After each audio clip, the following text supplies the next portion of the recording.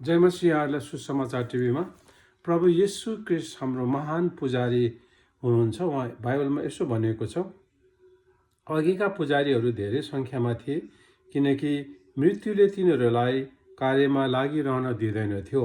तर येशू चाहिँ अनन्त हुनुभएकोले उहाँको पुजारी पद अटल रहन्छ।